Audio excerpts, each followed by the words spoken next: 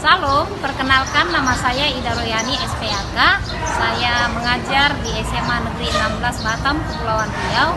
Sekaligus saya juga salah satu mahasiswi YKN Ambon tahun 2021. Nah, saksikan video praktik pembelajaran saya PPL 2. Oke, shalom. Shalom. Kita kembali bertemu ya hari ini. Tapi sebelum kita melanjutkan pembelajaran kita, Ibu mau satu orang di antara kita boleh pimpin dalam doa. Yuk, Bang Des, yuk. Mari kita berdoa. Bapa yang baik, kami mengucap syukur atas kasih dan anugerah Tuhan. Haleluya. Amin. Terima kasih, Bang. Oke, apa kabarnya hari ini? Dahsyat, luar biasa. Yes, yes, yes. Oke, sebelum kita mulai belajar, lihat tuh sampah di bawah mejamu. Ya, Rifai, ada teman-temanmu yang tak hadir, Ibu absen dulu ya. Ada Miss, 2 orang, Rafael sama Yuni sakit.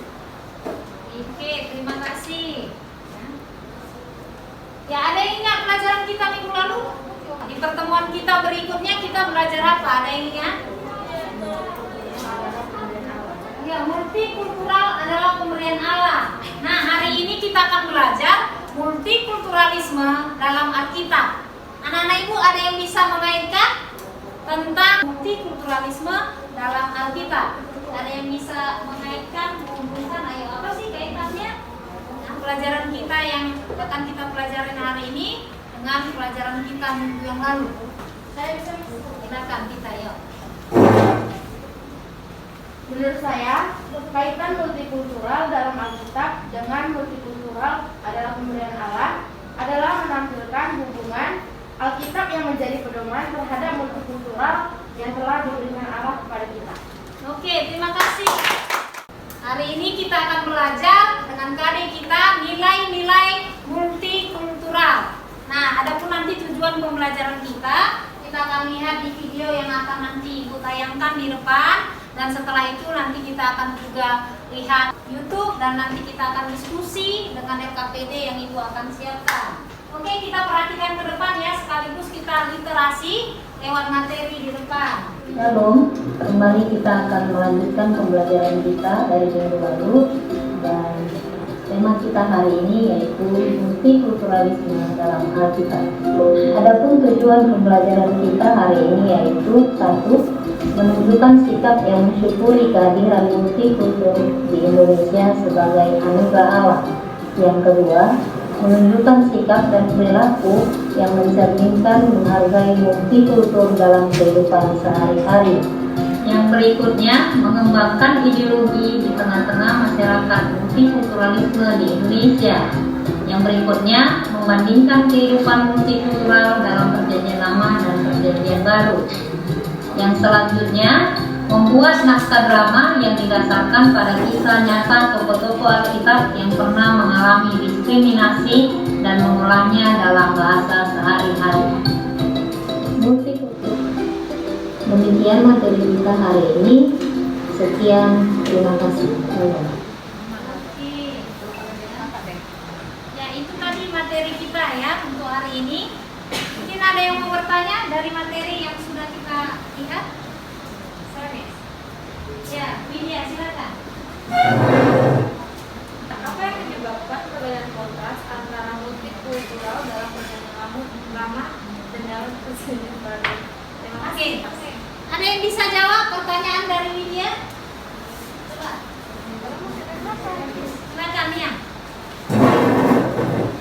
Menurut saya dalam perjanjian lama terjadi perbedaan bangsa yang menyebabkan masyarakat memiliki kubu sendiri dan tidak menyatu seperti di dalam 1 Samuel 17 ayat 1 sampai 58. Sedangkan dalam perjanjian baru manusia dituntut saling mengasihi sesama manusia tanpa memandang siapapun.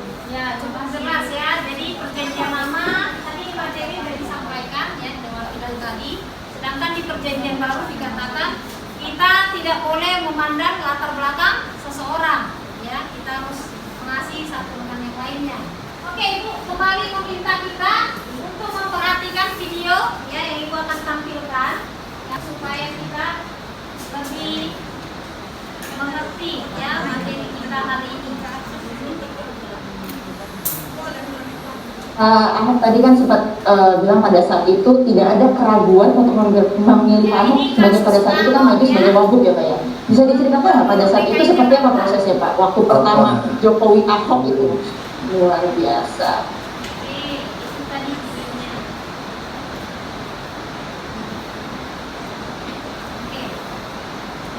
Itu tentang Ahok ya, Gubernur DKI Jakarta yang mengalami penolakan atau diskriminasi. Lewat YouTube tadi atau apa yang sudah kita saksikan, ada yang bisa kasih tanggapan tentang video tadi? Saya, Ya, silakan. menurut saya banyak masyarakat Indonesia yang masih belum menanggapi multikultural dengan bijak, di mana kita bisa melihat bahwa banyak kasus-kasus diskriminasi atau penyimpangan-penyimpangan yang terjadi dalam hal multikultural di Indonesia sendiri. Oleh sebab itu, pentingnya edukasi bagaimana cara kita menanggapi multikultural yang ada. Itu tanggapan dari saya. Oke, terima kasih. Kita akan bagi LKPD dan kita nanti anak-anak ibu akan diskusi tentang satu kasus ya di situ tentang Ahok tadi yang sudah kita lihat. Ya. Nah nanti ibu kasih waktu selesaikan LKPD ini 10 menit ya seperti biasa dan mau kita nggak usah ini ya 4 kelompok, nggak usah pindah-pindah, ini aja kelompoknya tetap ya, jangan ganti lagi sampai ke depan juga kita kelompoknya ini saja, nggak usah pindah-pindah ya. Oke. Kalau ada yang kurang jelas bisa tanyakan ibu ya. Iya. Ya benar sih, kan itu faktor pertama ya.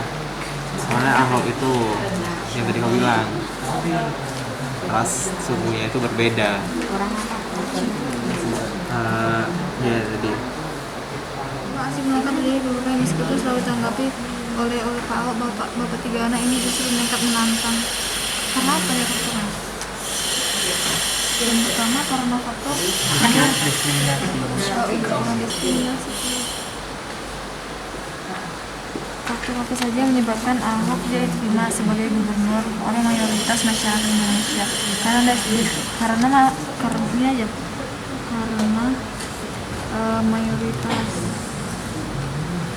mayoritas kita itu bukan Islam. Mayoritas di Indonesia. Kita pelajari dari kisah Ahok tersebut. Kita nggak boleh ini nggak sih, nggak boleh terlalu menjudge agama orang.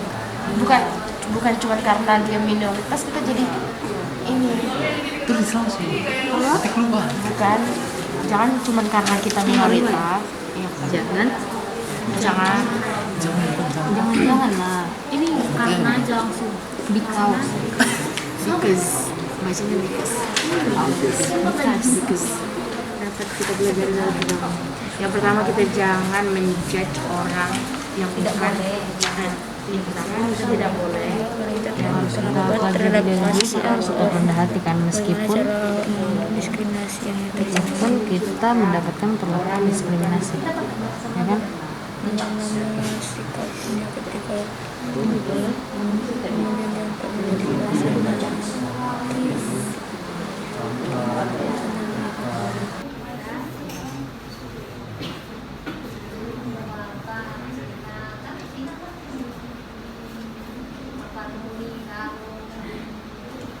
Udah semua berarti ya? Oke, kelompok siapa dulu yang mau presentasikan? 1, 2, 3, 4. Yang mana dulu? Ayo, kelompok 1, yuk silakan. Lola. Kami dari kelompok 1 yang mempresentasikan hasil diskusi kami. Jadi pertanyaan pertama adalah faktor apa saja yang menyebabkan Ahok tidak diterima sebagai gubernur oleh mayoritas masyarakat Indonesia? Jawaban kami ialah kurang adanya toleransi di Indonesia dan masih menganggap suku, budaya, agama yang dianut adalah yang paling benar. Yang kedua, kenapa Ahok tidak diterima sebagai gubernur itu karena Bapak Ahok tegas dan tidak segan-segan untuk memberantas korupsi di Indonesia. Lalu pertanyaan yang kedua ialah apa yang dapat kita pelajari dari kisah Ahok tersebut? Nah, jawaban dari kelompok kami adalah yang harus kita pelajari adalah kita harus tetap rendah hati meskipun kita mendapatkan perlakuan diskriminasi, tidak membalas perbuatan orang yang menyakiti kita, karena kita harus menerapkan toleransi dan kasih. Oke, ada lagi kelompok siapa lagi yang mau presentasi? Yuk. Iya, kelompok 2.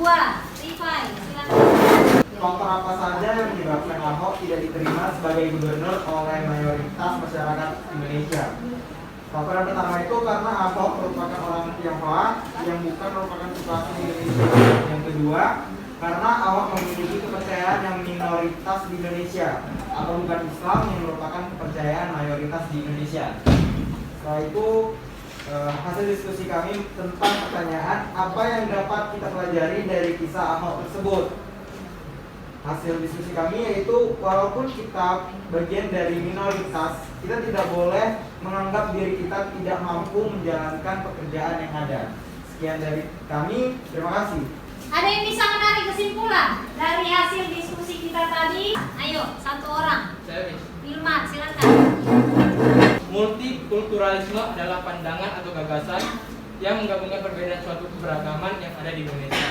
Dan multikulturalisme dalam perjanjian baru adalah suatu pemberian Allah yang dalam artian adalah suatu anugerah dari Allah. Sekian dari saya, Shalom. Disimpulkan bahwa multikulturalisme dalam Alkitab, ya baik dalam PL, PB, ya semua mengajarkan hal-hal yang baik. Sebenarnya multikultural itu adalah kekayaan yang diberikan Allah, kepercayaan kepada kita yang diberikan lewat multikultural yang harus kita pelihara, yang harusnya kita jaga, ya. Jadi kita coba lihat satu ayat Alkitab sebagai evaluasi kita, ya. Yohanes pasal 15 ayat 12. Inilah perintahku, yaitu supaya kamu saling mengasihi telah mengasihi kamu. Nah, jadi jelas kita nggak boleh lihat latar belakang seseorang, entah itu sukunya yang beda seperti Pak Ahok tadi, ya. Masa karena minoritas terus nggak bisa jadi pemimpin gitu, ya. Harusnya kita saling menghargai karena Alkitab ajarkan kita, katakan jelas bahwa inilah perintahku, yaitu supaya kamu saling mengasihi seperti Tuhan mengasihi kita. Oke? Ada yang bisa satu orang ibu minta refleksi diri lewat pembelajaran kita hari ini, atau apa sih manfaat yang kita sudah dapatkan lewat pembelajaran kita hari ini? Yang bisa kasih, ayo silakan Siti. Manfaat yang dapat saya ambil itu, jadi saya lebih tahu apa tanggapan Alkitab menurut multikultural tersebut dan perbedaan multikultural dalam perjanjian baru dan perjanjian lama. Jadi saya bisa menanggapi jika saya di dalam masyarakat jika banyak perbedaan. Oke, terima kasih. Pasti ada lah, ya, dari apa yang kita sudah ini tadi seperti yang disampaikan sini. Oke, ibu akan kasih soal, ya, sebagai tes formatif untuk kita, ya, supaya kamu kerjakan. Ibu kasih waktu 5 menit, ya, dijawab soalnya. Jangan lupa tulis namanya, kelas.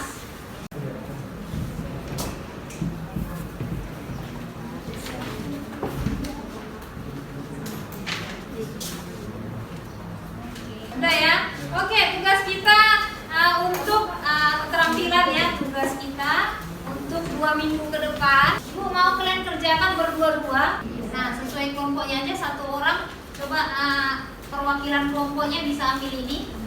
Nah,